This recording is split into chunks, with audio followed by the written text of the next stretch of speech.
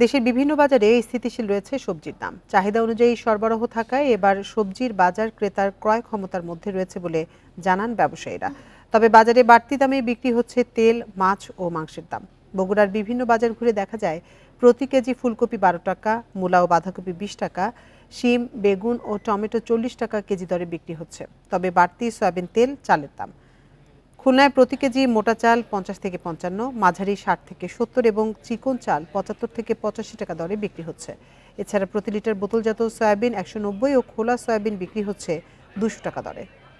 একই পরিস্থিতি বরিশালেও। এখানে সরবরাহ সংকটের অজুহাতে সব ধরনের মাছের দাম বাড়তি বলে জানান ক্রেতারা। বাজারে পণ্যের লাগাম টানতে নিয়মিত বাজার তদারকির দাবি ক্রেতাদের। চাল বাড়তি, তারপর সোয়াবিন তেল পাওয়াই যায় না। সোয়াবিন তেল যদি আমরা 1 কার্টন তেল নিই তার পিছনে আরও 5 পাতের মাল দেয়, তারপর আমরা তেল কেনা লাগে। মাছ, মাংস এগুলোর বাজার বাড়তি, বিশেষ করে সয়াবিন তেল।